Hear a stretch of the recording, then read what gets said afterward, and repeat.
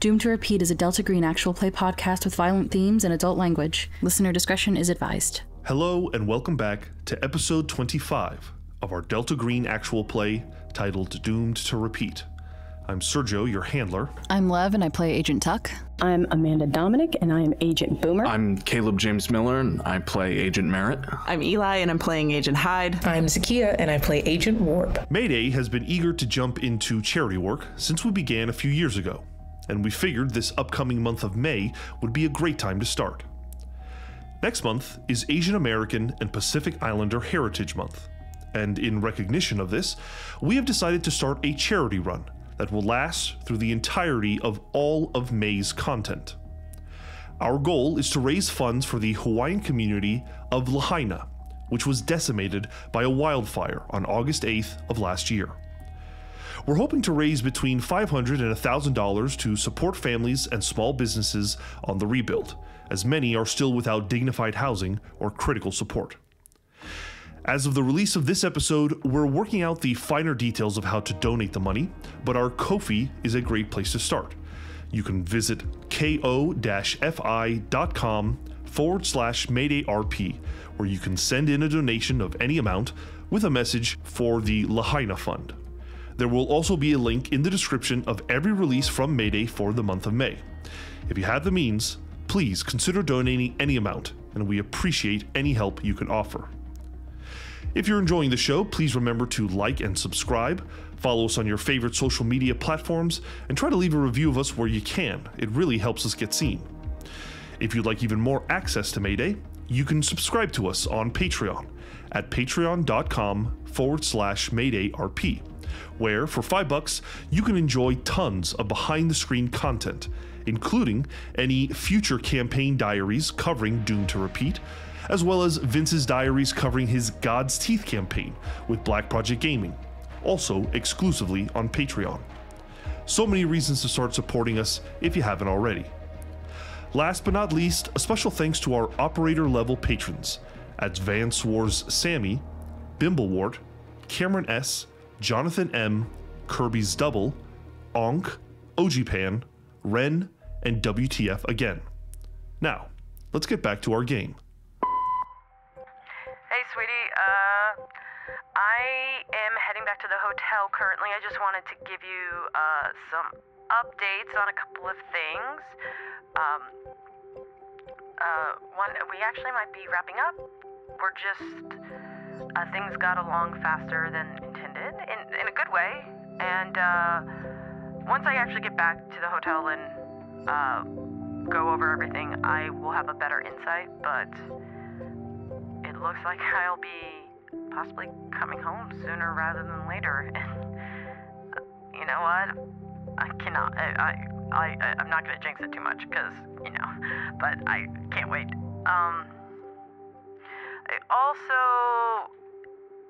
I don't like to say this, especially over voicemail, but, you're gonna see it when you get home, but, I did get into a little bit of a scuffle, hold-up situation earlier. Promise, I'm good. I'm fine. I did get a black eye, and we may need to schedule an appointment to get my hearing checked out. Yeah. There's a lot of more details, obviously, I'm not saying, but, I figured that's something for when we see each other. Just know that I really am. I'm safe. I'm alive. See, I'm on the phone. I'm safe. I just got sadly caught up in some crossfire, and yeah.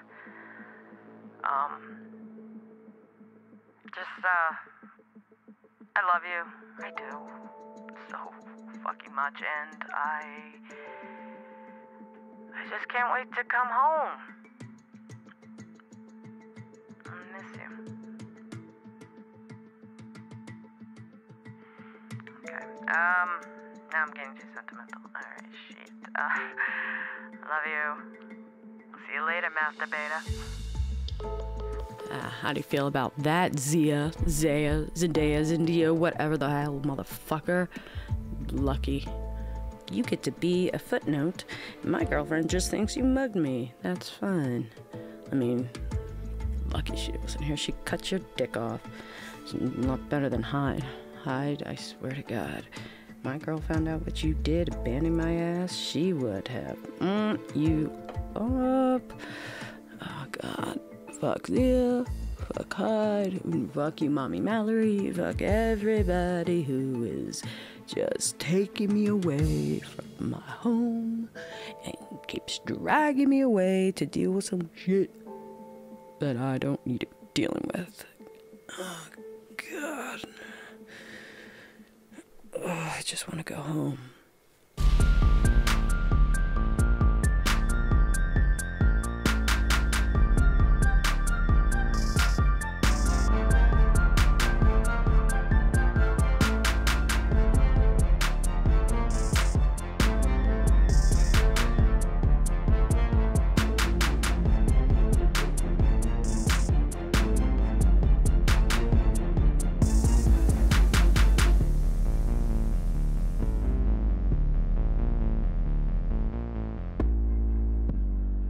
It is Friday, October 2nd at 8:45 a.m.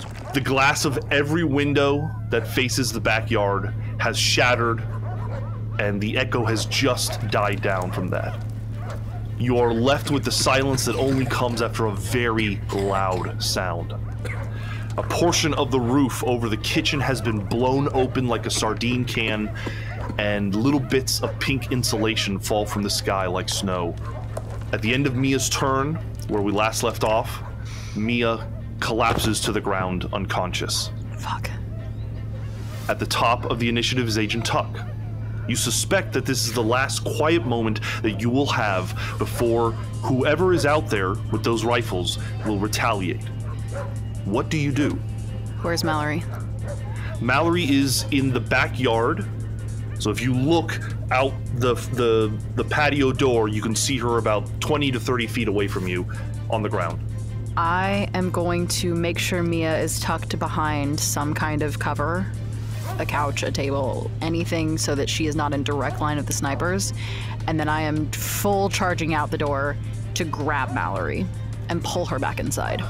I think you have the movement to do one or the other. If you put Mia in a safe space, you then will only get about as far as stepping out the door, but you will still be a couple of feet away from Mallory, or you could spend all of your movement getting to Mallory. I'm gonna spend all of my movement getting to Mallory, trusting that the rest of the agents are gonna take care of my sister. You run outside. Agent, it's difficult to tell right now whether Mallory's even conscious. Her eyes are closed. You can see a large spattering of glass across her left eye. Her eye is closed, bleeding heavily. You grab her by the throat, and it is effortless. It's like she's an inflated football. You pick her up using her head and her neck as the pivot point to lift her up. And I'm going to, as I pick her up, I'm gonna hold her in front of me so that any snipers in the backyard have to go through her to hit me. Hyde, you're the next in the initiative. You see Agent Tuck get up and run outside. I think Hyde's gonna to position themselves closer to Mia with their gun out, looking at everybody, but I'm going to mention that we should probably get the fuck out of here. But I'm gonna stay as low as I can because I can only assume that there are still snipers afoot. You get over to Mia, and it's pretty obvious that most of the windows have a clear shot at you. You have no idea. You know that one shot came from the westerly direction, and you are currently clearly visible by those windows. I think you'd have to probably drag her into a hallway or clearly out of the way. This living room area is quite visible through the windows. Yeah, I'm gonna grab Mia. I'm gonna try to drag them into a more protected position, and try to get anybody else who's laying about to get up and get out of sight. Warp, on your turn, you kind of peer out the closet and you can see Agent Hyde dragging an unconscious Mia kind of into the hallway that you are in. There's no real windows in this space. You are closer to the front door. What do you do? If they are within like hearing distance of me, I'm going to say, We need to get everybody out to the car as quick as we can. Let's try to get everyone and then get Tuck on Mallory last. This is certainly a situation out of your control, and I do think I need to ask for a sanity test, as I'll say that the evening your OCD kind of relaxed. This was a relaxing space, and now we need to see if it's going to kick in again. That's a failure with a 49. If you'd like, you can attempt to repress it. Yeah, I kind of want to let it ride. I want to keep my bonds. I'll take it. So it's minus 20% as you are preoccupied with, you know what needs to happen right now. And if people aren't listening to you, you're going to get frustrated and you're going to act out for it, okay? Okay. Boomer, you've just experienced, once again, the same thing that has given you a new disorder, conversion disorder. I need you to make a sanity check to see if you go deaf in this moment. Okay. Fudge, I failed. If you'd like to repress it, you can. Otherwise, you're going to go deaf. I think I'm going to go deaf. It's almost like the blast removes all of the sound in the space, and what returns is just this constant ringing in your ear. It's more disorienting than you even remember, because you're looking around and you can see people, you can see Hyde saying something, you see the others saying something, but you just can't make heads or tails of it. Keep that in mind as we move forward, that it's hard to understand people. Merritt, you are on the ground. You have just yelled moments ago that we need to give up. And then there was this enormous explosion. Glass flew over your head. What are you doing? If I see that Tuck is moving for Mallory and that we're all trying to move for the vehicles, I'm going to move to the front door closest to where we parked. And I'm just trying to get a perception check out there, just a view to see if I can spot where a possible sniper sightline would be. You're able to do that? How do you open the door? Is it quick? Is it quiet? Are you just peeking through? I know that any sudden movement may cause the sniper to try and wall bang through, so I am going to go as slow as possible. Make a stealth roll to see how quiet you can be. Okay. And then regardless, make me a search or alertness roll. So unfortunately, I fail the stealth with a 95 over 10. And then for the search I pass with a 37 under 50. You open the door. Maybe it was the explosion or something, but it almost kind of collapses off of its hinges a little bit. But you look out about 20, 25 feet in the air. There is a pine tree that is like 60 meters away. You can see a large figure, looks to be masculine, maybe a blonde man, and they're kind of resting on a branch, and they've got their rifle trained in your direction. As you're watching them, your vision goes red for a moment, and you instinctively understand that it is probably their scope or their sight going in your direction, but you are able to kind of step in before anything happens. Seems like there's some kind of apprehension. You aren't immediately fired upon, but you now understand there is someone that you can visibly see. Right. When the first shot came off, it came from the back, but before then we had a red dot on Hyde, correct? Coming from the west. Could I guess that red dot came from, from the west, so that would make sense for the west gunman. This is the east gunman we haven't seen yet. Okay, so there's at least two. Yeah, I think Merritt, understanding the apprehension for their movement to take a shot at me, and knowing that Mallory hasn't had a chance to call for anything else, I'm gonna make a dash for the nearest car and try and pull it up closer to the front door even, and throw up in the passenger side if I can. Save that for the next round, because I think that will be more possible next round. Got it. Tuck, at the top of the initiative, what are you doing? I'm just gonna pick Mallory up and bring her inside with me. Easy enough. You take a few steps back into the home, stepping over shattered glass. When your eyes adjust, you don't see Mia or Hyde. I think Tuck would fall on the assumption that Hyde has Mia and be okay with it for now. I think I'm gonna look for Boomer and see if she has smelling salts. I think you use all of your movement to go into the kind of the back hallway of the house, where you see Warp leaning out of a closet. Do either of you have smelling salts? We gotta wake this bitch up. I don't know if I would. Now! We have to go now! We have to hurry!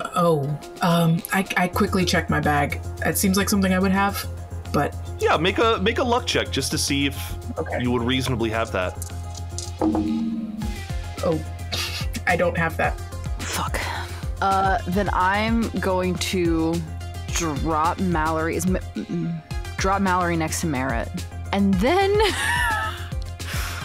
Do I know where the snipers are?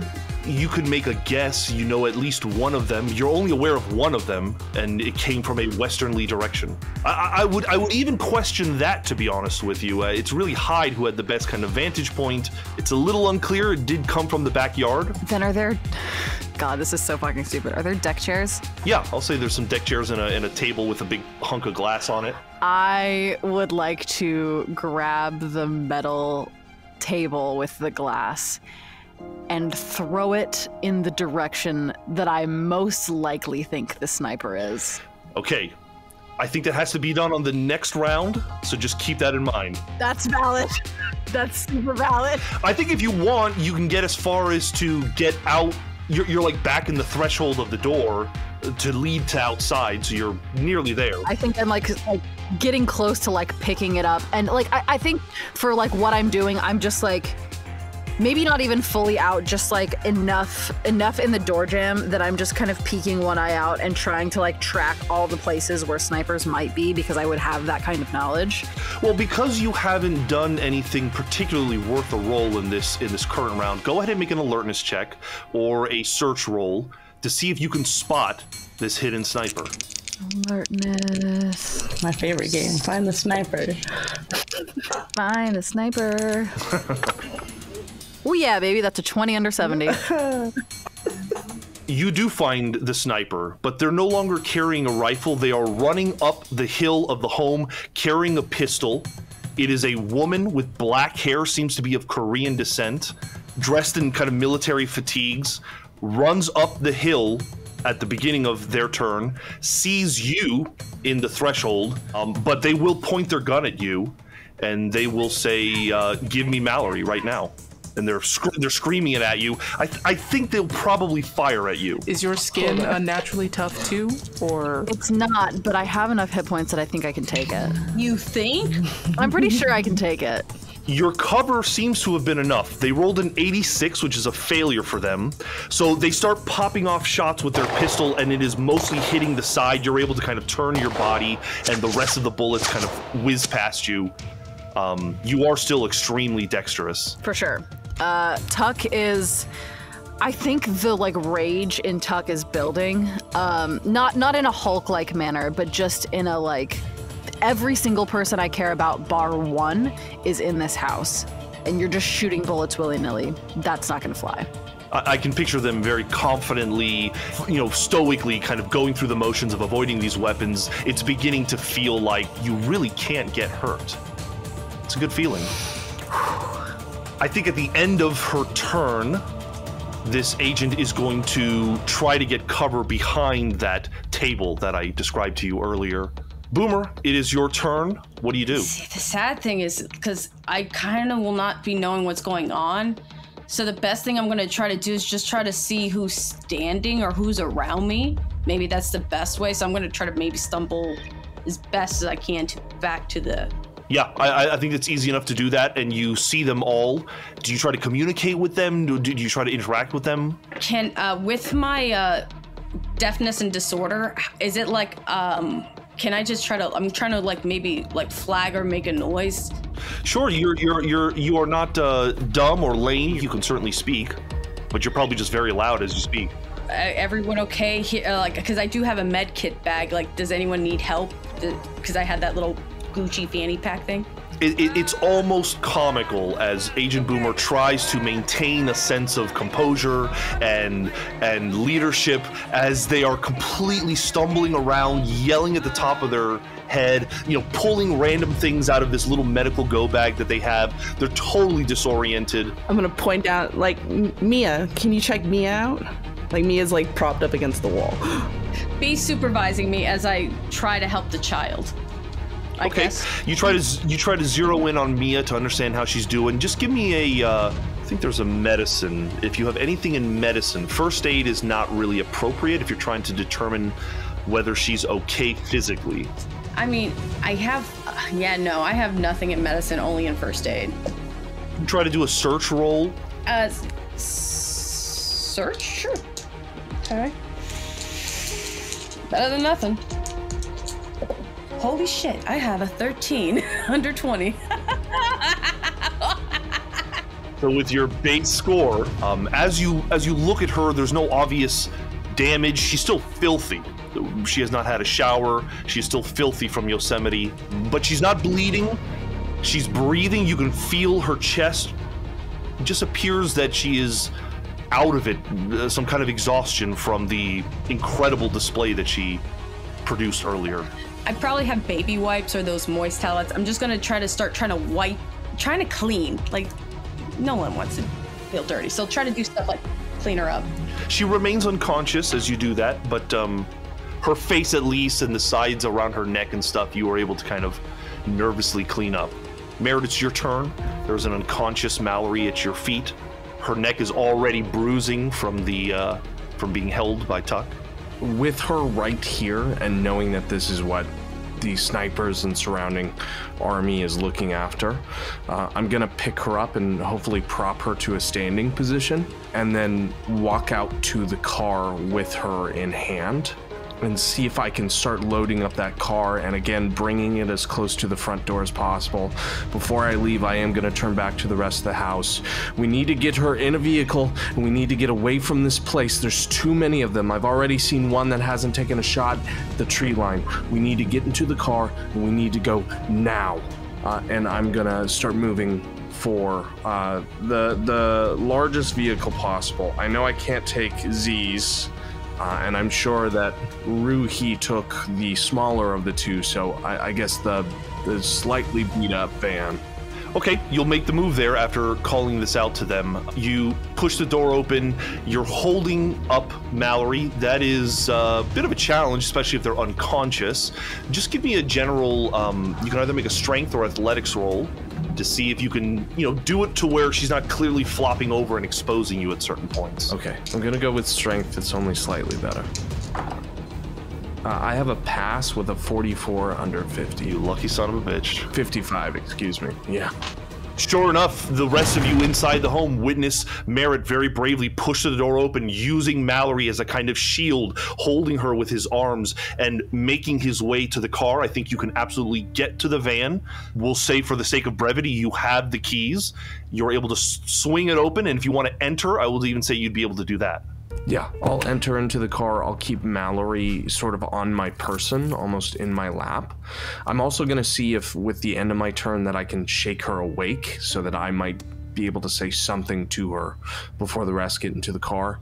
But if that's not possible, it's okay. What would you do to try to wake her up? I'm not sure. I think a large part of it would be shaking her awake or, checking to her pulse, try to shake her. I think it just kind of comes down to luck at this point. Go ahead and make a luck roll. Sure. Unfortunately, that's a 76. You're trying. You can see that the left side of her face is pretty badly damaged. There's still little bits of glass lodged, and her eye is bleeding pretty badly. She may have a concussion. Mallory, please, I need you to wake up. If you want to live, it is imperative that you wake up. Please wake up. And I think he's just shaking her the best he can. And when he starts to notice the signs of a concussion, he knows he has to cease, and he drops his hands and he tries desperately to clean any glass from her face, trying to be sensitive of her hair still even in this moment, but realizing that this moment is just fucking degrading. It's falling apart at the seams. I don't think the sniper rifle, or I don't think the sniper that you saw has a good vantage point, especially if you're in the car, undercover. It's not worth taking the shot. So nothing currently happens. I believe that you can hear over a communication device that is kind of around Mallory's neck, like around her collar. You can hear the faint, Mallory, what's your 20? What's going on, Mallory? Some male voice kind of calling into the speaker system around her neck. I know I've had a lot. Is there any chance I could take that device off of her? I think you can, yes. Okay. Yes. Do you want me to hold that conversation for my next turn, or could I answer back to this voice? I think that's as far as we'll take it for now, but yes, you were able to identify it, start taking it off her. Yeah. Next round, you could use it. Got it. Tuck, you are at the top of the initiative. I think Tuck is going to step out, and is her gun still, like, out in front of her? Oh, absolutely, yes. I'm going full nuclear, and I'm going to grab her by the leg and throw her. Nice. You have a plus 20 because of your exhaustion to your athletics checks right now. So go ahead and make that roll. Or if you just want to do a straight strength roll, I'm okay with that too. I'll take the straight strength roll because I have only one way I can fail it. All right, let's see. 84, that succeeds. Tuck is in this weird headspace of I can do anything, I don't need a weapon, I am a weapon kind of mentality, and is just ready to, it just wants everyone as far away from their family essentially as they can get them. Then I grab just like the back of her calf and yank essentially and just slingshot her toward the fence. It is as satisfying as you can imagine it would be to grab someone by their calf and just hurl them over the tree line. These tall, 40, 50 foot tall trees in some cases. and just like an incredible arc, this ragdoll of a person who is now just flying through the air. It isn't until they finally start falling and enough time has elapsed that they're able to kind of put together what is happening to them, and you hear the subtle scream as they begin their descent, and then you don't hear anything. I need you to make a sanity check, please. I was actually gonna ask if I could make a sanity check. You don't ever have to ask me to give you a sanity check. It's a straight luck check right now. A 14, I succeed. So Tuck in this moment is, I think, like blinded by, you know how parents will talk about like the rush of adrenaline of like picking their car up off their kid? I think that has been just their baseline, and now given the abilities that are kind of pumping through their veins, they're like, it's almost like their brain is off and they are operating fully on survival instinct, and I need to keep my people safe, and if this is how I keep my people safe, it doesn't fucking matter the morality of it, which is a huge departure from her, from any other thing she's experienced. And I think at this point she's not even considering it, she's not letting herself consider it, it's just go and don't let anything stop us. Okay, just lose one sanity. Hyde, it is your turn. Hyde or Boomer and Mia are with you along with Warp. What are you doing? Merritt has already made his way out the front door, and there has not been a shot fired. If I have all the cats in one place, I'd like to help the cats get into the car and provide cover for wherever the sniper is. And also, I'm not leaving Hyde's side. I'm gonna probably have Mia. Okay, so you pick up Mia, and for this round, you will have her, and you will be following Hyde. Warp, I assume you're doing the same thing? Yeah, I'll take the flank, and she's got her knife out. And I assume on your turn, your action will be to run to the car? Yes. Okay, Hyde, if you're going to give that cover, what that looks like is firing at this potential sniper. So you're going to need to step out of the house and aim at this person and make a firearms roll to shoot at them. If I have to do that, then I'm gonna look at both Warp and Boomer, and then I'm gonna point to the fucking car using my hands, and then I'll count down before I step out to take that shot, so they know that we're all moving. All right, Boomer, give me a intelligence roll to see if you can piece together what Hyde is trying to tell you. I got a 6. That is a success. You're able to kind of piece together what she's saying, and you see her fingers go from 3, 2, 1, and they step out. Hyde, make your firearms roll. Success with a 5. That is excellent. I'm just looking up real quick. There is the ability to suppress. Usually it's only certain weapons, but I almost want to use it in this case because that is what you're trying to do. As long as it's good for me. This sniper that you are shooting at is going to make a sanity roll, and if they fail, they are going to feel the need to get cover. You begin firing. Warp, Boomer, carrying Mia, begin running towards the car, and nothing seems to happen. You are able, the both of you, along with Mia, are able to jump into the car. Hyde, I'll say that you have enough movement if you'd like to do that as well. Yes, if everybody's clear and making their way and are safely in the car, then I will enter the car. Do I need to roll for damage because I succeeded, or is this just? I think that your weapon is too far away to actually do any damage. I'm counting your success as the ability to suppress this person. If this delays his ability to pop off a shot, at least I will be fine with it. You believe you were successful in doing that because you do not hear any gunfire in this moment. Cool. Then I will be the last man into the van. Warp, you leap into the van. Is there anything you're doing in this moment?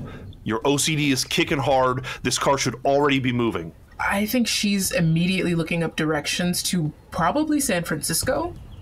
She's trying to find a place that would be safe to go to from there. Actually, yes, San Francisco, but a place to split between once I see that Mallory's like still out of it in the front seat. I'm looking for a place in town that seems like it'd be safe to stop. A place in the town of Awani, the town that you are currently in. Yeah, something close by.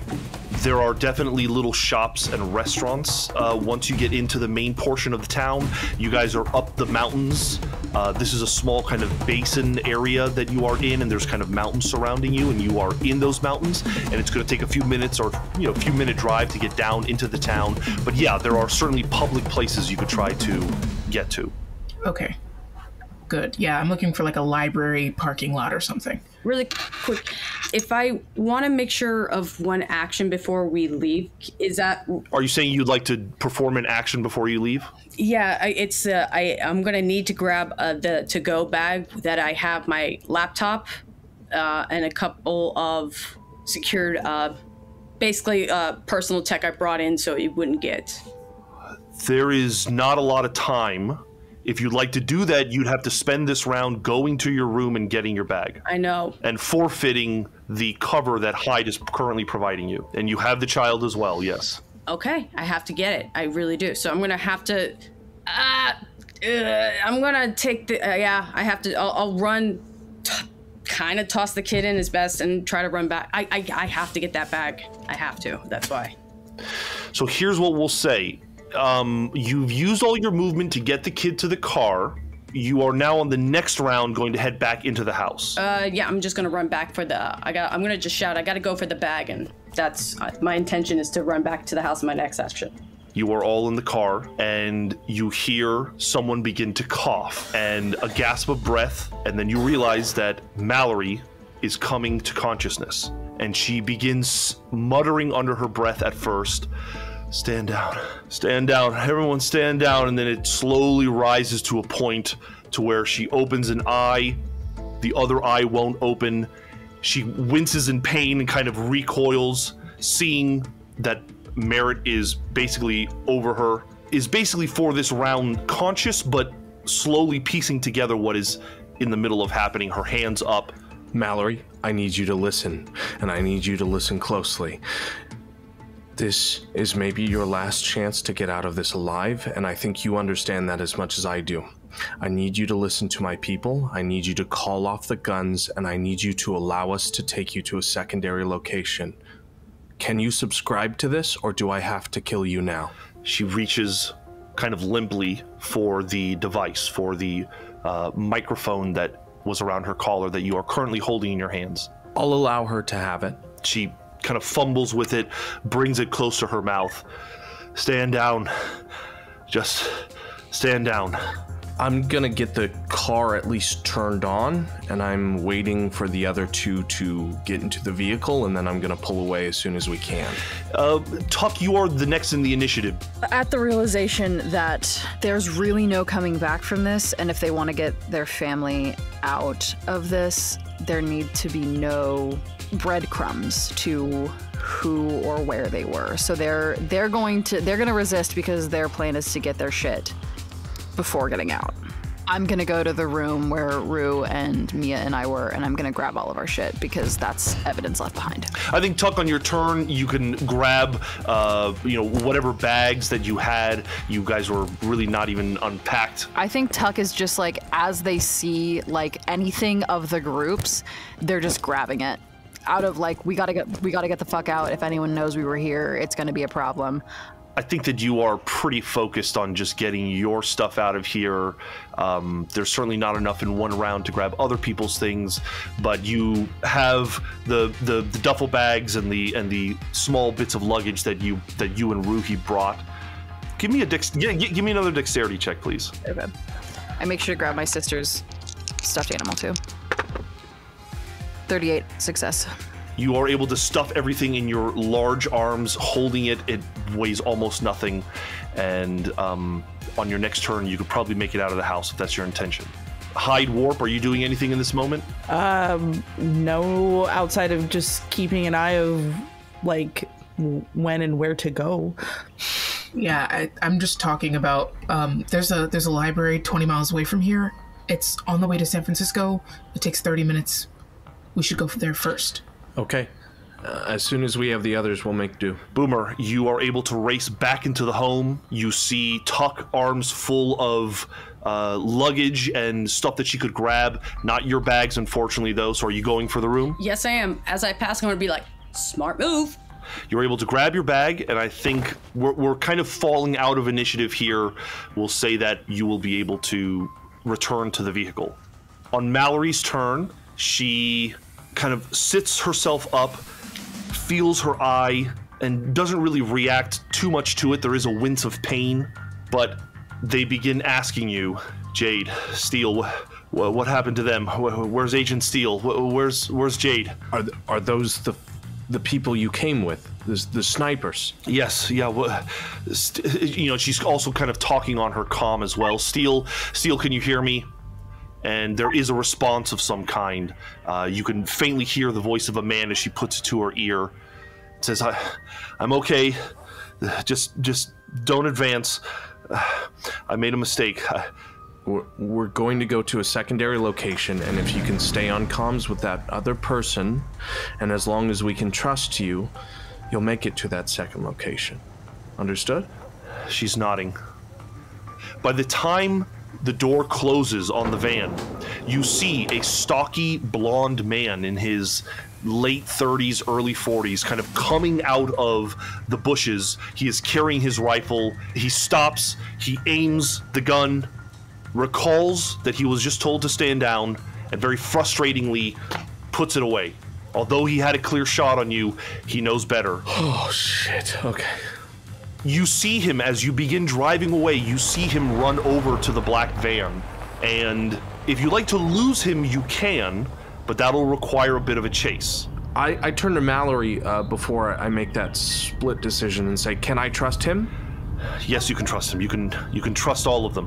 When we get to the second location, he's going to sit with us. And with that, I'm going to slow down and avoid any chase. I'm just waiting for the other two. If he approaches the car, Hyde will put a bullet in him. You can tell him this if you'd like. She begins relaying that information to him.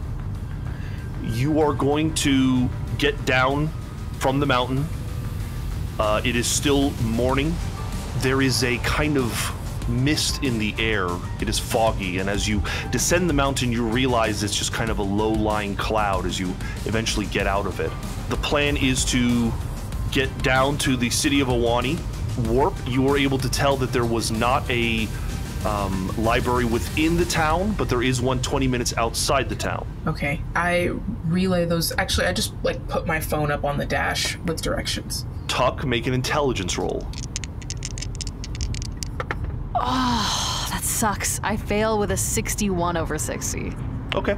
As you get into town, you pass the fire station, which is right next to the police station, and it is just as a fire truck is exiting, a ambulance is exiting, a pair of police vehicles are backing up and then driving up the way that you came, once again skirting the authorities. You make your way. Do you know the name of this library, Warp? Yes, I'll put it in the chat. It's the Mariposa County Library. The drive is quiet and tense.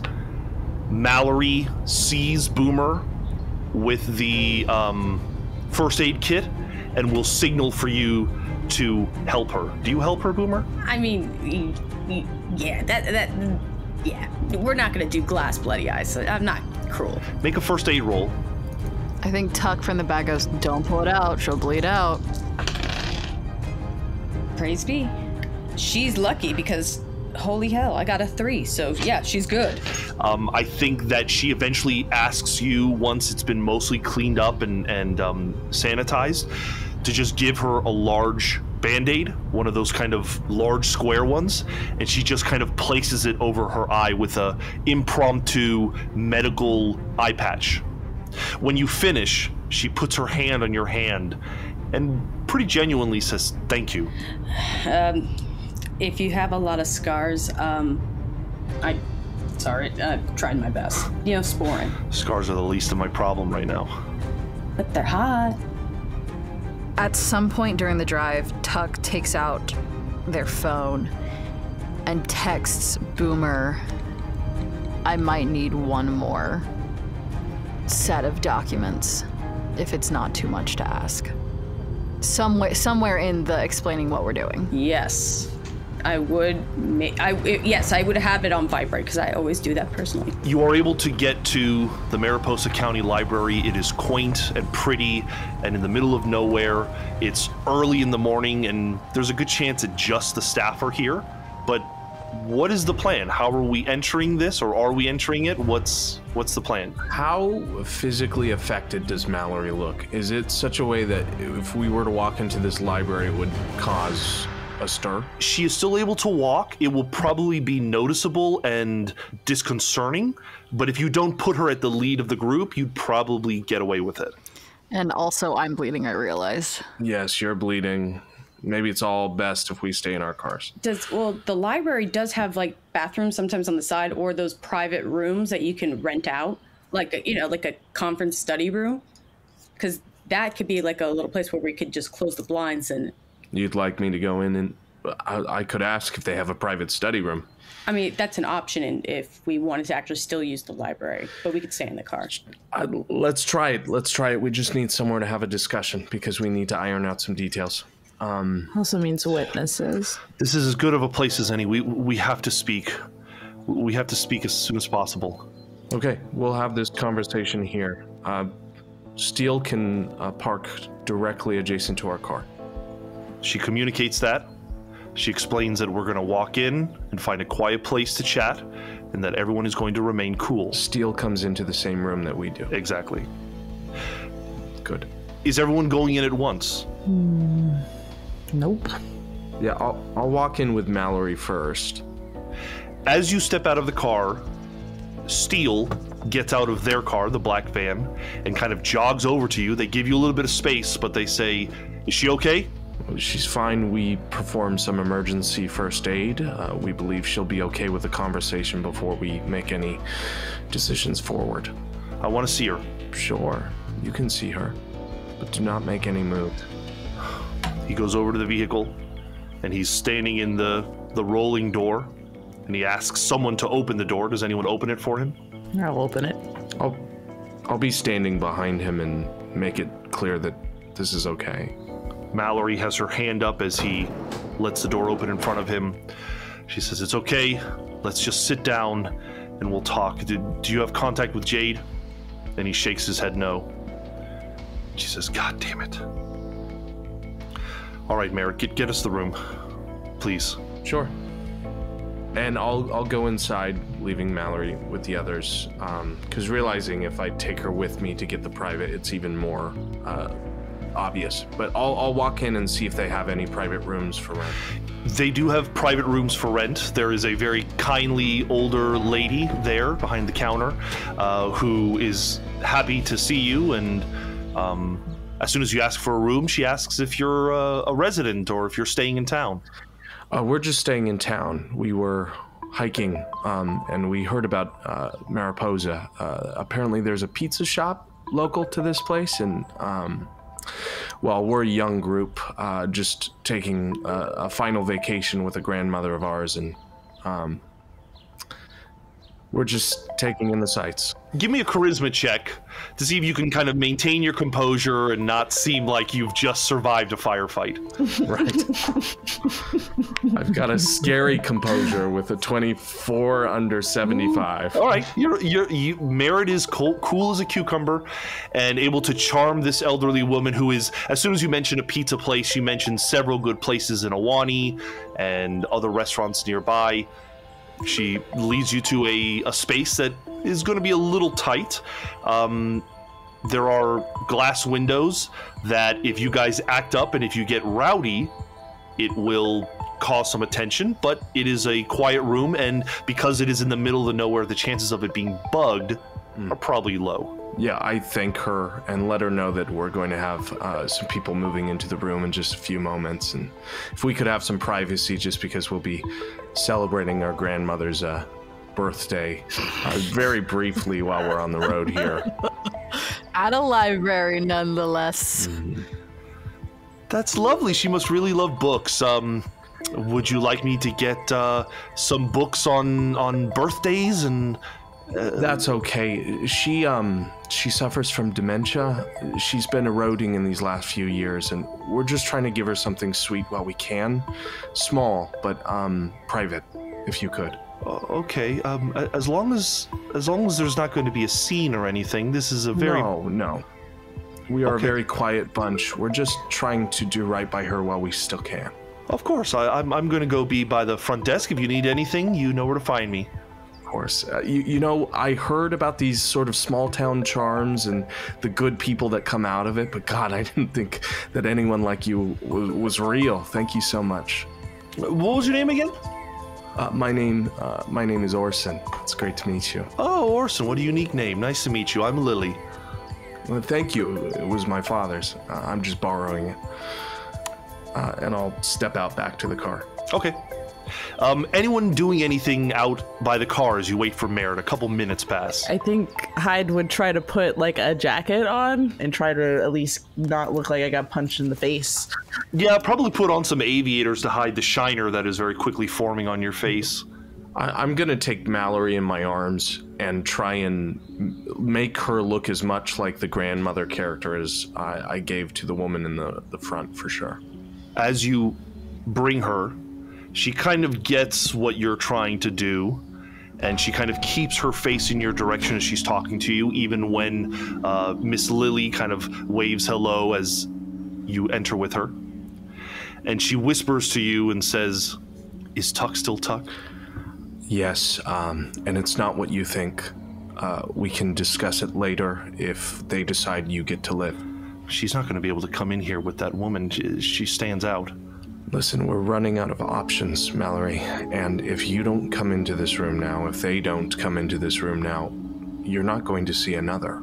You know what this is. I understand, but we're not going to be able to sit here for very long. If a woman witnesses a 6-foot hulking beast of a woman walk into her library, we need to at least distract her somehow. What do you suggest?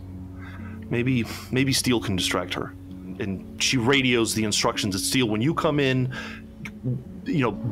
distract this woman. He still ends up in the room, though. He definitely still ends up in the room eventually, yes.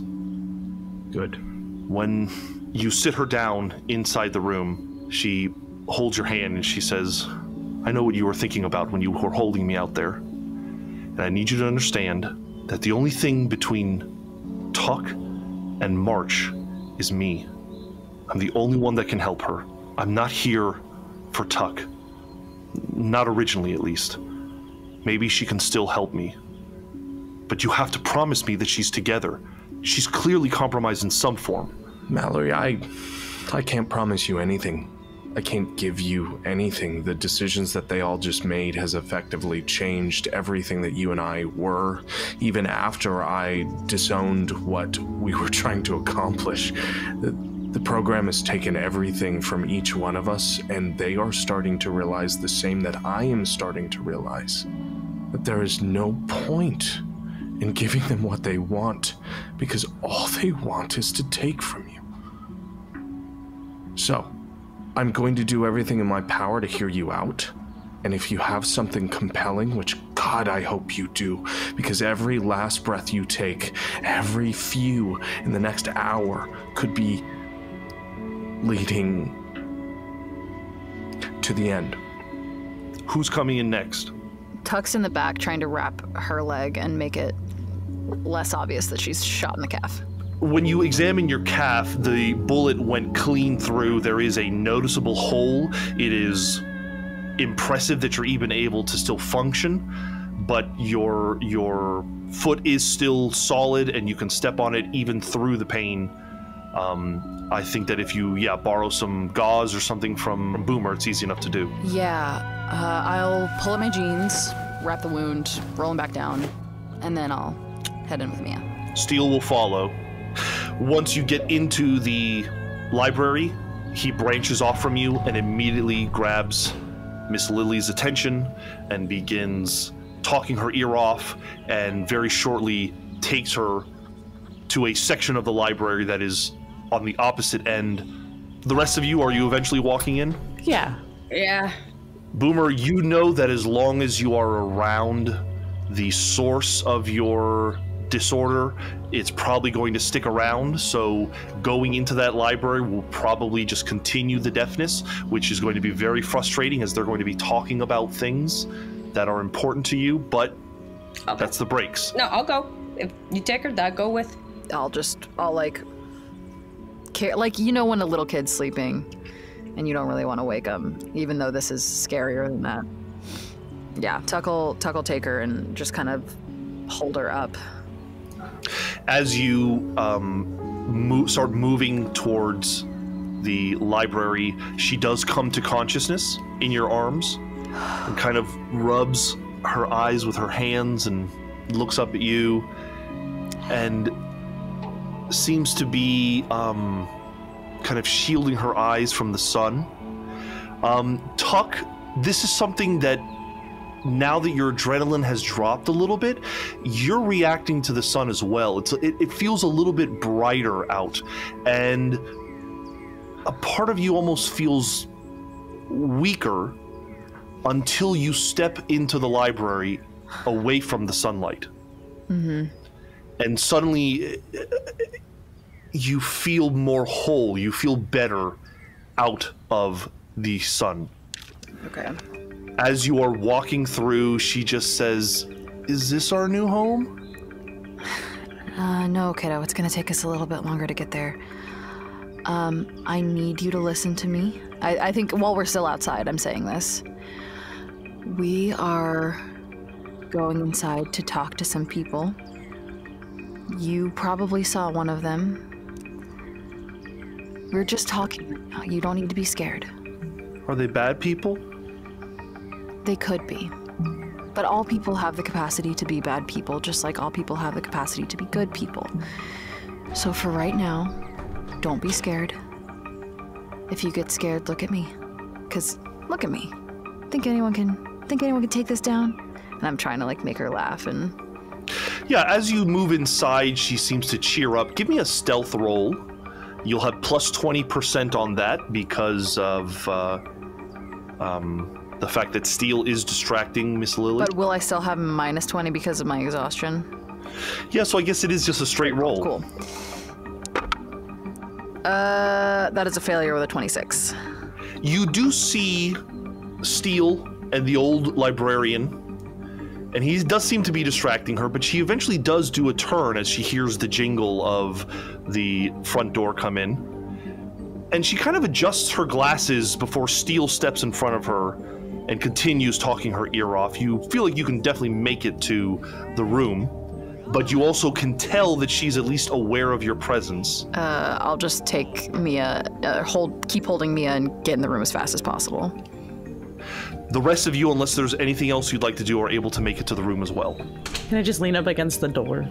Mallory speaks up, seeming almost too weak to stand up and officiate the way she normally does. But she immediately speaks up and says, I want to apologize. It was wrong of me to call a shot on you, Tuck. I've been up for nearly 24 hours. I haven't had a lot of sleep. I'm not making good decisions. And you know that I'm paranoid around, well, whatever might be happening to you. I'm gonna stop beating around the bush. It's the asset. It's Nancy. She's escaped. How? We're still putting that together. 24 hours ago, we received something, and I'm gonna go for my phone. She reaches into her pocket and pulls out a cell phone, searches through it for a second, and hits play and sets the phone on the table. You hear sounds like a voicemail, a female voice, and it says, I don't know how long I've got, so please listen carefully. I'm reaching out through an old channel in the hopes that someone is still listening. The outlaws, who remember the name Nancy. I want to thank those that attempted to free me. I'm sorry for their loss, but their attempts were in vain. You need to understand the woman you worked with decades ago is gone. Jean Qualls, Agent Nancy, she's not human anymore. What's left is a fractured, angry monster that has gotten out of her cage. She's escaped some months ago and has been parading as security director for the program. I think Nancy is planning to go after the rest of the director's office, one by one. She has to be stopped, or else, look, if the program fails, or worse, is exposed, it'll hurt everyone on all sides. Please, send this message to any contacts within the program. Warn them. Tell them there's a group, a working group called Perennial. I don't know why, but she likes them. Fuck. She could maybe even be fooled into meeting with them. Please, one last favor for Nancy. This is former FBI agent Deborah Constance, and you need to stop me. And the message ends. Goody. Mallory says, we found this on the server 24 hours ago. We're still trying to figure out who uploaded it. Could be Nancy, which means bad news, because it means she has access to the server. Is that surprising if she's parading around as Oaks? Not really. Look, certain protocols have been put into place. The departments, all of them, they've gone dark. They've been instructed to leave their homes but stay in the country to remain on the offensive. It's been Cold War tactics ever since, person-to-person communications only. I've been trying to reach out to all my working groups and telling them to shift directives. The orders from the top is, we need to find her, we need to stop her, we need to get proactive, because if she has access to the server, we're expecting leaks, probably to the news. If someone uploads, couldn't I not, if I have the access, I can actually look up tracking of time, date, info of who uploaded? You certainly could attempt to. Can we, for the sake, it's, because I don't want to drag that out with Boomer not hearing, maybe Tuck was updating me. I feel like that's something I could at least track down, location, person, identification, any kind of clue. As she is talking, you whip out your laptop, and you begin working on this. Like I said, we're expecting leaks, probably to the news at any moment. We have our best disinformation cells working on that, but the directive from the top is we have to stop this before it goes too far. Do we know how long she's been Oaks? How long has she been Oaks? We found the body when we were planning to move the asset to a new location. Oaks's body was in the jumpsuit. We just finished an autopsy. 2-3 months is what they're telling us. And as you ask that question, she's kind of talking to you, Merritt, and she made clear to you earlier she's aware of certain things. And she says, doing my research, once I understood that Oaks had been compromised, I realized Oaks had been doing a couple of things behind the scenes as Nancy, or Nancy as Oaks, and it's obvious that her interactions with you, and she gestures to Merritt. So I was working with her, with Nancy. Merritt, in this moment, you're putting together two things. One, you were working with Nancy, and two, this surgery that you put to help Tuck probably is what's causing this. I need a sanity check from you. That's a massive fail. Oh, kiddo. Okay, roll a d4. 3.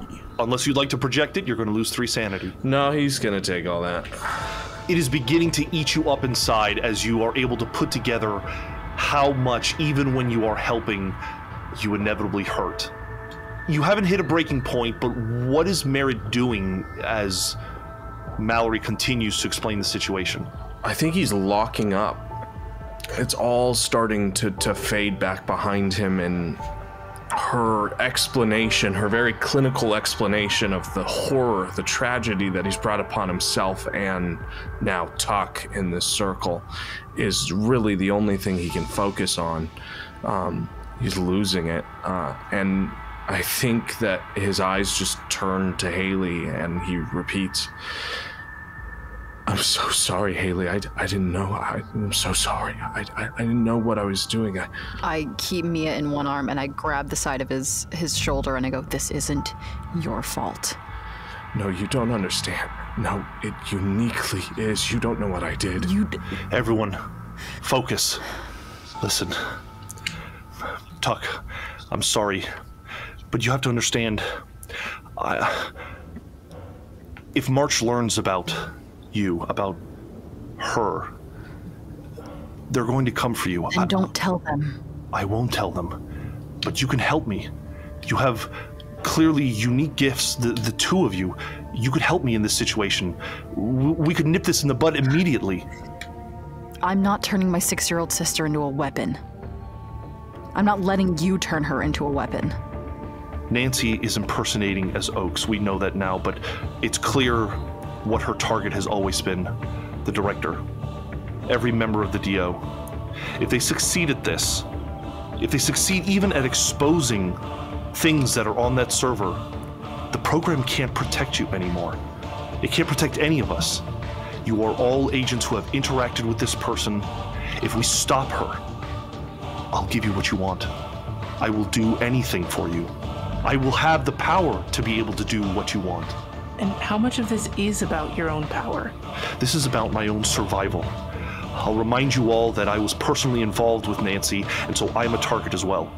But I have a job to do. We all have a job to do. I'm sorry that life has not handed you all what you wanted. I'm sorry that this job leads only in one direction, but it is the hand we were dealt, and the best that I can offer you is that if you can help save this organization, I can put you in a place where it will hurt less, where maybe you can last longer and do some real good.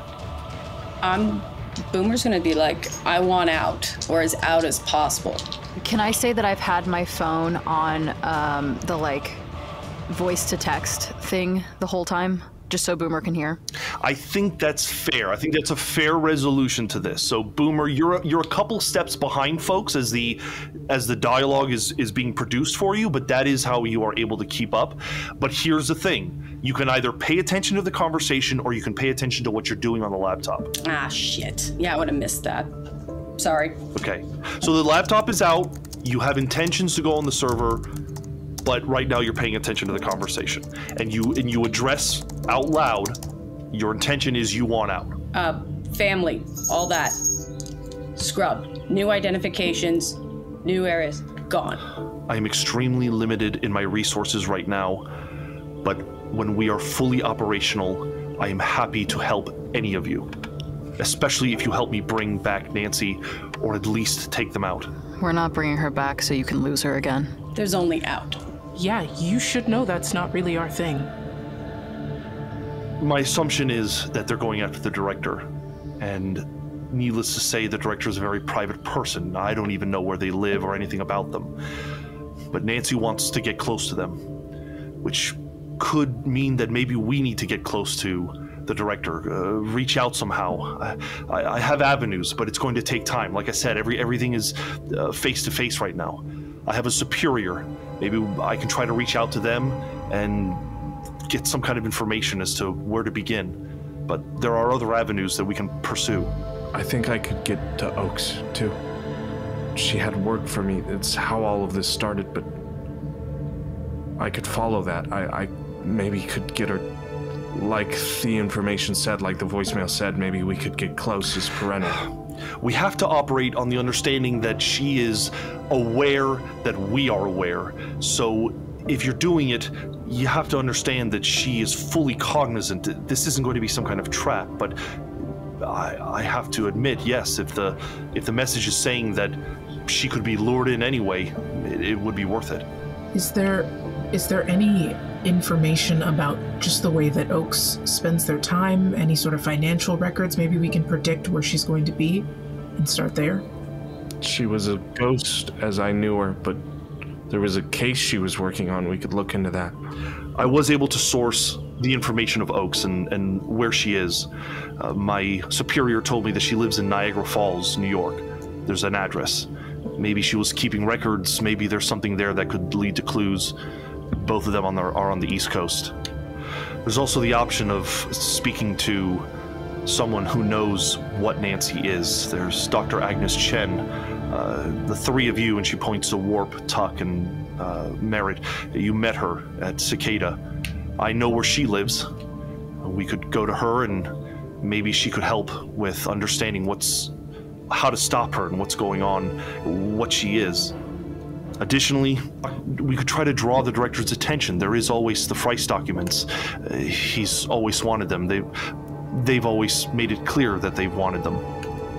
Regardless, I do need to go to the hospital, and we all need to get out of this part of California, as inevitably the authorities are going to be on the lookout for folks who destroyed an Airbnb. There's always a chance a neighbor saw our vehicles. It's in Pendleton. I say we go down the Pacific Coast Highway. Can we do that? Go to San Francisco, take a plane down from San Fran to San Diego, or Pendleton, or Oceanside, where that is. It could be done. Mallory looks at Tuck. Agent Tuck, are you with us? What do I have to roll to lie? I think persuade makes the most amount of sense, yeah. Tuck hitches Mia higher on their hip and kind of levels a gaze at Mallory. If you can promise that she's safe, and I am, our definition of safe, not yours, then fine, we're with you. And that is a success with a 32.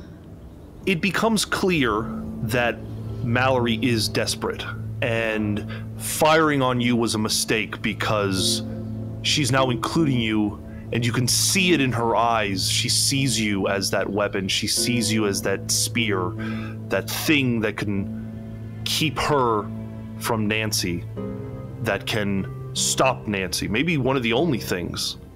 And she looks at your sister, and then she looks away. I'll say also at this point that Steele has come in, and he says she's distracted enough for now. Mallory fills him in, and he says, they killed Zia, and they killed Jade. I can't work with these fuckers. Mallory explains, listen, this is beyond them. Unfortunately, they died in the cause, and I realize it's my fault, and I'm sorry about that. But we have to work together. We have to work together to stop this one problem. And he kind of shrugs, doesn't say anything for a moment. Mallory does mention, I know that it's hard to trust me right now, but I need to break away, and I need to see a doctor. You let me know what you're doing, and I can be to you. Are you still watching us? Think of it less as I'm watching you, and as more as that you now have access to my resources. You need a plane, you have a plane. You need weapons, I can get you weapons. You need personnel, I can get you personnel. She leans in and she says, maybe this is a chance for you all to prove to the DO you would fit well in administrative positions. You can't bug us. You can't watch us like you were. You can be involved, but you have to trust us. The situation is this. We are going to operate the way that we operate, and while the world decided that the way we handled Marlene is against every protocol, you need to understand that that is just the only situation, the only way that we were going to survive. And that is how we're going to deal with this situation as well. But constant monitoring, that is how you almost lost your life today. I have learned that lesson the hard way with this group. You cannot push, you cannot prod, you cannot mold them into anything. If we are to be successful, you need to understand that we are who we are, and that's why we win. If it makes you feel any better, I don't think you understand the severity of strain that I am in. All resources are pointed in the direction of Nancy.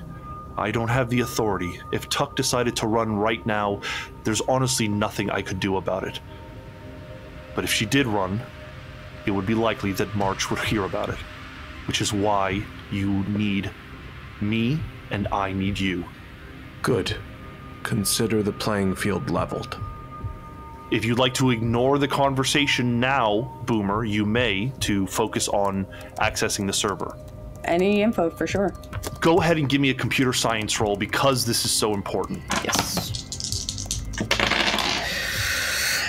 I pass 59. I still pass. Yes.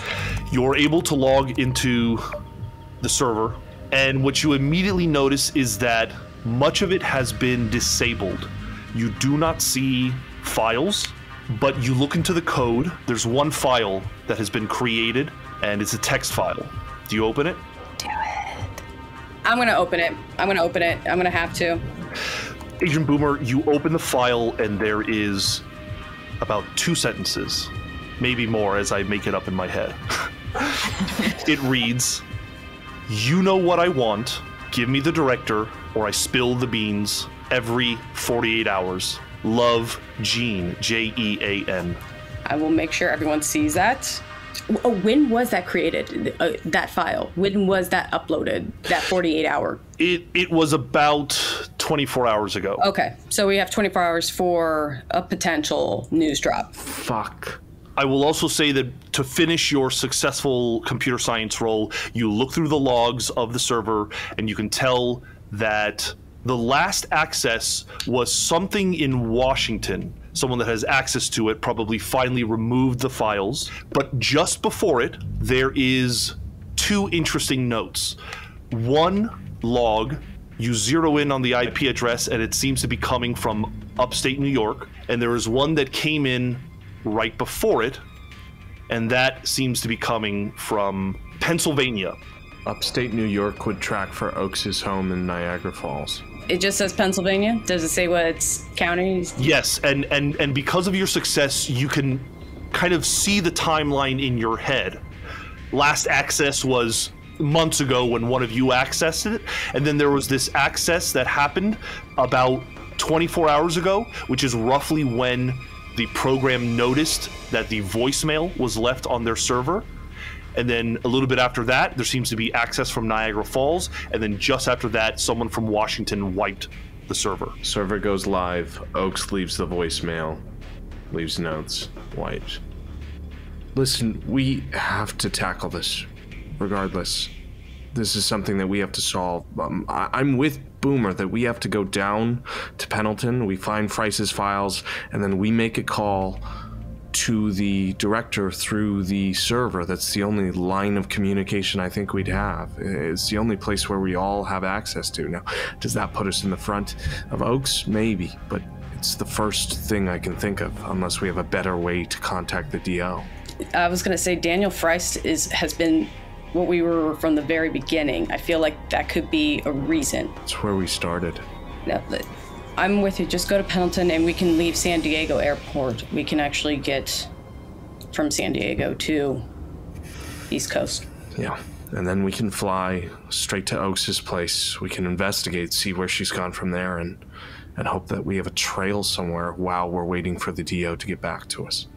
As you discuss this, Agent Tuck, running through your head, you're staring at Mallory as she listens to you all plan. And you're not stupid.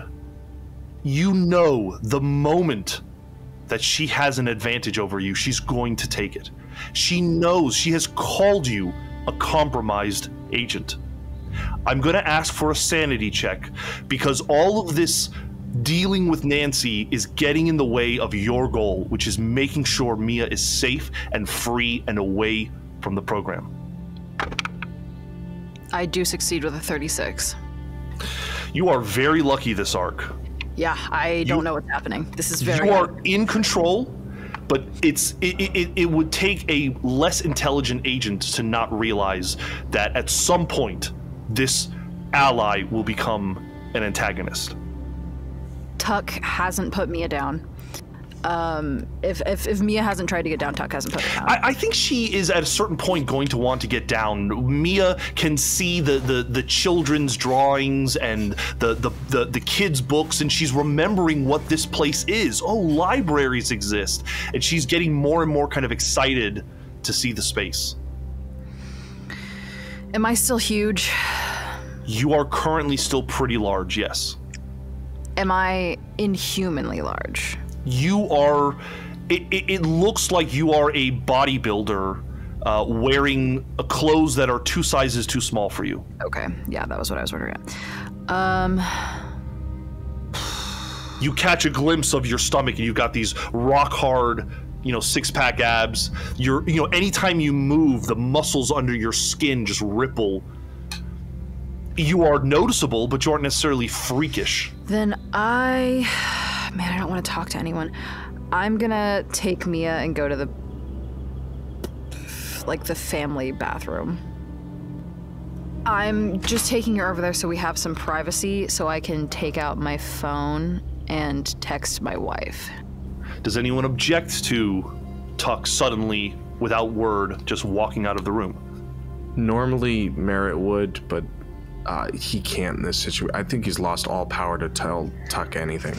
Honestly, I'm gonna point to Hyde or Warp and be like, anybody?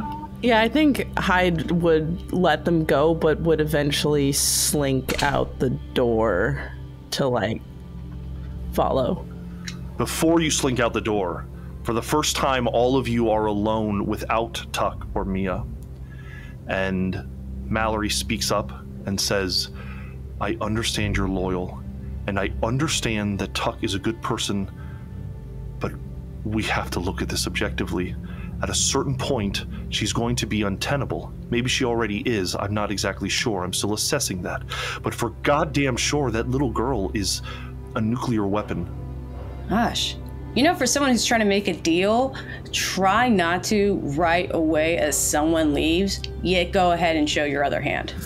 Merritt, am I wrong? You're right. I'm not showing a hand. I'm pointing out the obvious. And if you are all not able to see how dangerous Tuck is becoming, maybe you're all compromised as well. No, we understand the danger, but... No, she insulted my fucking intelligence for a minute. I'm gonna tell you this really quick.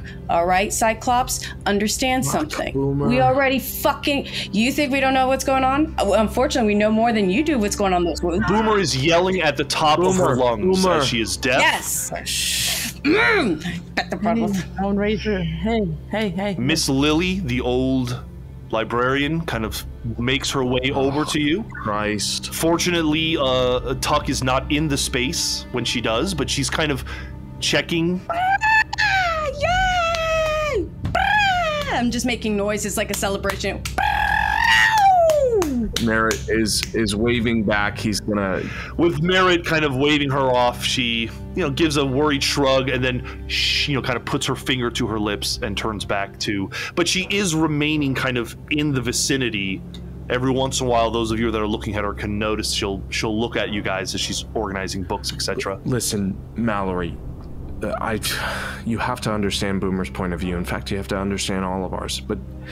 yeah, we would be idiots to not think that there isn't some danger involved in what's happening to Tuck and Mia, but we would be just as dumb to assume that giving them over to March would solve our issues. They wanted Marlene. They wanted to weaponize her. They wanted Nancy. They wanted to weaponize her because they made a decision not to take care of Nancy so many years ago. They thought they could learn something from her, build something from her. Now we are seeing the rectifying moment of our organization. You'd be a fool to think they provide answers. No, they provide profit. As I've said before, I don't have the resources to argue with you, so I will trust all of your judgments. But please, if I see that you are using the resources I give you to do anything other than stop Nancy, you know I'll have no other choice. But this isn't a threat. I'm making it clear that I have to follow orders. And I think from the scars on your face, I'm just gonna say the odds have been in our favor a couple of times. I think Boomer's right. I think you need to come to terms with the fact that the only reason you're still breathing is because we decided you could. I do acknowledge that, and I thank you all for it. I thank you that you're not compromised and that you are still level-headed.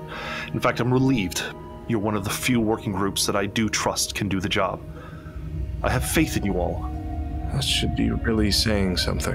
I need to go. I'm feeling dizzy. I'm going to leave with Steele. We're going to go to a hospital, and then I will make contact with you. If you need something from me, let me know. Well, which hospital are you going to? I'll write it down. Steele, find a hospital. Something nearby. And he starts digging through his phone and seeing if he can find a major town. The closest major town would be Fresno, where there is proper emergency care, as well as its distance from Awani, that she can make up a proper excuse. So you'll find her at the Fresno Community Hospital. Mallory, I'd like to make a requisitions order before you leave. Obviously, we'll be accepting this mission. I don't know if we'll be taking it on as full Perennial, but I know I will be leading a force for whoever has decided to stay. But when we arrive in Pendleton, as we believe that's our next stop, I'd like to make a requisition of an M4 carbine. I'd prefer enough for all of the security team, so maybe 2 M4 carbines and 2 shotguns themselves. She makes a note of it, and she says, so is that the plan? We'll meet in Pendleton or near there? We will not be meeting. We will accept calls, some form of communication through cell phone, but I don't think we have any need to meet in person until you can prove to us that you do not have snipers in the tree line. I understand. And I'd like a plane for Hyde. Let me make some calls and I'll text you as to where you can get that vehicle. Perfect. Tuck, we're away from you for a moment. Make a alertness roll as you send a text to Ruhi. I got a 40 flat, which is success. I was afraid of how well I was rolling, and when the other shoe drops, it's gonna be bad. Oh. Yeah, you're gonna have a top-heavy season. I can feel it already. You begin texting Ruhi, and you can tell that Mia is anxious and excited to look around. She's wandering around you and then away from you, and keeps trying to test the boundary, but you are able to pay attention to her as you text, and you're able to keep her close. I text Rue, things have gotten more complicated. We have to go. Are you in the bathroom? Yes. As you wait, Mia says, I want to see the books. We can look at the books in just a little bit. You're being so patient, and I really appreciate that. When I get done talking to Ruhi, do you want to play with my phone? Okay. Okay. That seems like a good trade. For right now, let's try and get you cleaned up a little bit. And I'm just gonna start trying to rinse her hair in the sink and just get her to the point that she doesn't look like a wild child, basically. Your phone begins to ring, and when you look, it is your father. Oh, I do not answer. Okay.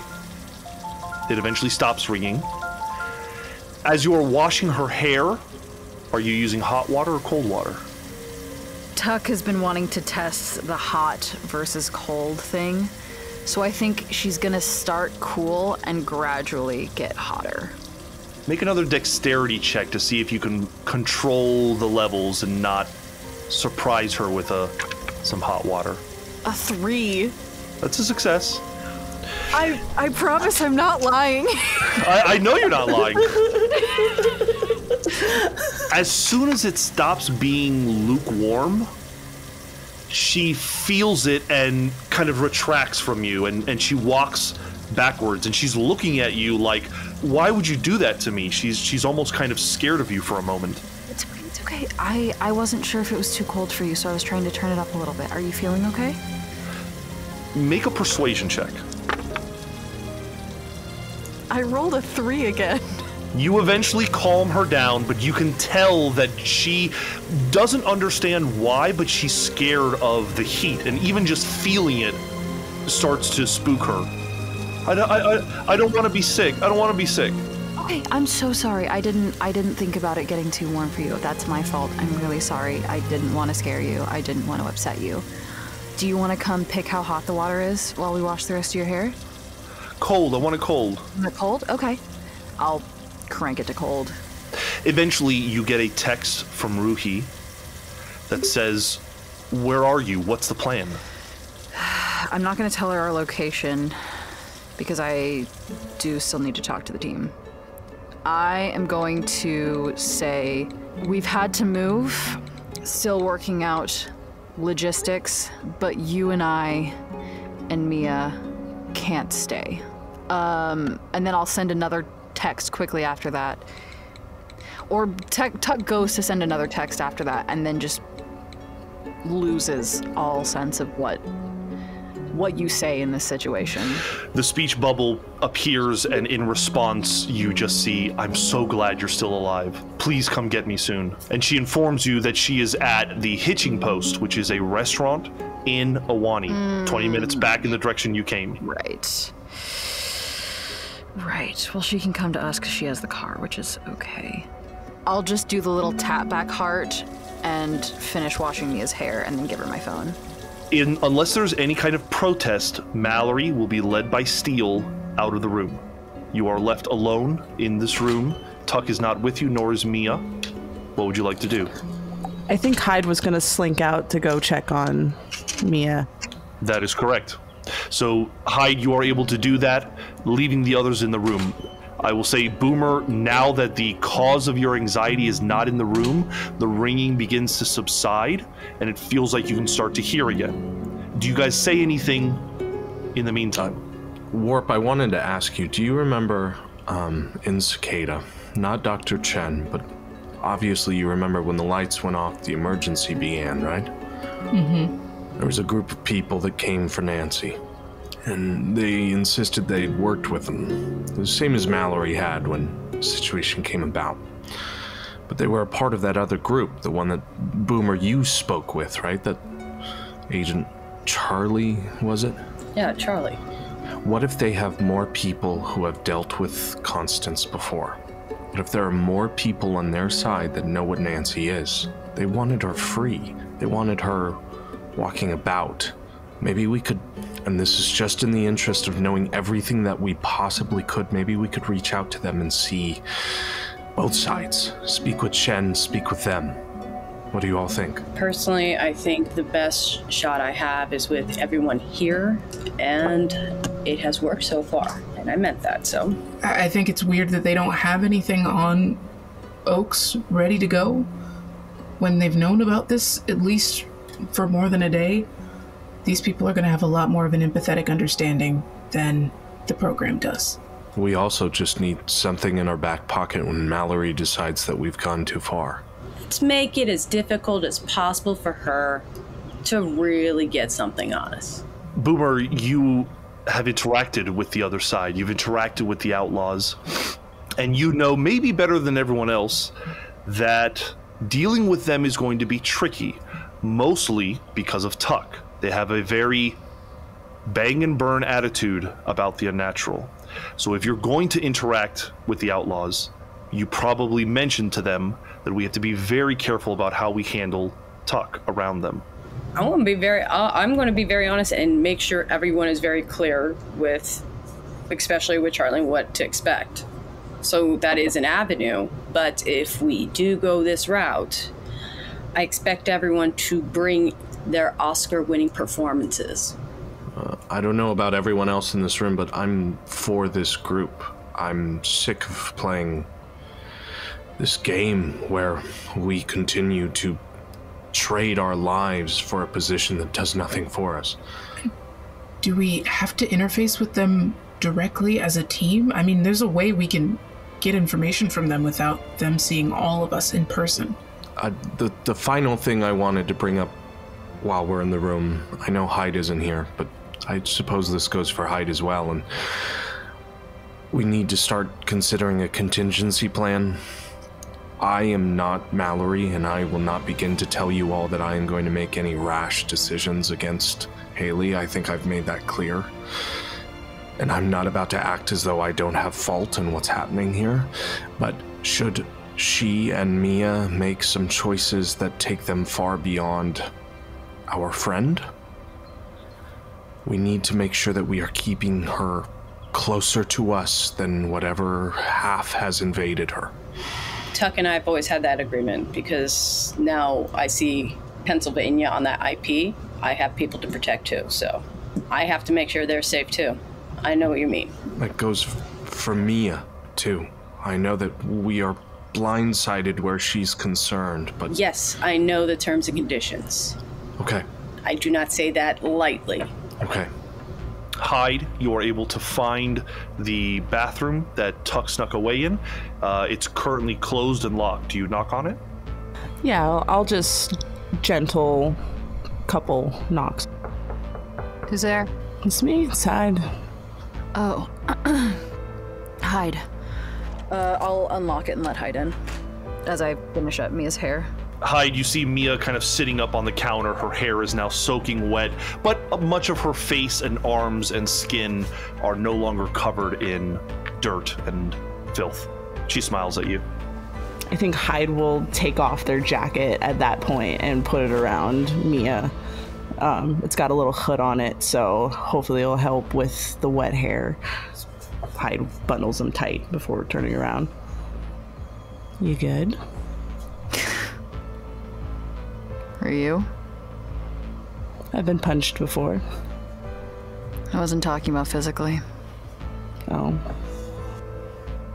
Doesn't matter at this point, Tuck. I'm fine. The fuck do you make of all this? Which part of it? A lot to dissect. The Mallory part mostly right now. I mean, I have very little care for the program, so what's watching an empire burn? Can I level with you? Always. I don't think I can stay. And where will you go? I don't know. Somewhere non-extradition. That's about all I've got so far. But there's no way, come hell or high water, that Mallory's gonna let me and Mia walk away. It's not gonna happen. And if I want a chance at her living a life, I can't stay. They're gonna kill me, they're gonna kill her. I'm saying this quietly, away, like in the corner, as far away from Mia, with her having my phone. So hopefully she is distracted. So you're just gonna, what, escape into the night? You, Mia, what's her name, Rue? Just gonna disappear and leave us all behind? I mean, anything I do is gonna be better than turned into a weapon at 6 years old, right? Yes, but not knowing what it is also is just as equally bad. I'm just wondering if you are ready to do what it takes. What do you mean, what it takes? Can I show you something? Show me. I'm gonna go back over to Mia's jacket, the jacket that I had bundled Mia in, and I'm gonna go into the inside of the pocket, turn around, and I'm going to hand Tuck what looks like a folded photograph, and I'm gonna hand it to them. I'll unfold it. You see a young man similar to Kona. You can see the relation, smiling. Looks like he's somewhere desert-like. It is both Kona and this person. It is a photo of them out in the desert. Kona's wearing military fatigues, not wearing a jacket, but it has like the typical tannish green shirts that are, she has the sleeves like rolled up and stuff like that. They've obviously both been like worn, like they've been out in the sun for a while, both of them. Very happy and casual photo given what looks to be out in the middle of nowhere. That is Liam. Brother? Liam was in the program before I was. Holy shit. That photo, I wasn't even aware that this program existed. What happened? What happened out in that desert is a very long story. In some way feels like what you're doing now. And I need you to really, really think about how you're going to move forward if that is the choice you're going to make. In 2011, I was known as Chief Warrant Officer Morales, and I was stationed out in Afghanistan as an Army pilot flying Black Hawks from Bagram Air Base. Liam worked for the CIA as a case officer. Back then, he was just working primarily in Kabul, but he got moved to what's known as FOB Turner for some operation of some kind from the last time he told me. We talk on the radio at certain times every day, and one day he stopped radioing in. I tried reaching out to command at Turner, but no one could give me a straight answer.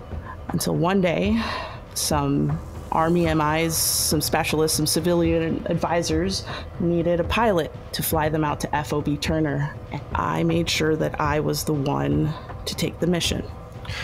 We will end the session here as we begin a historical scenario reenacting the story of Hyde. Holy shit. Let's go. Fuck yes, dude. Hell yes, awesome. Oh, nice. So next session, we will begin in Afghanistan in 2011, finding out what happened to Hyde and what happened to her brother.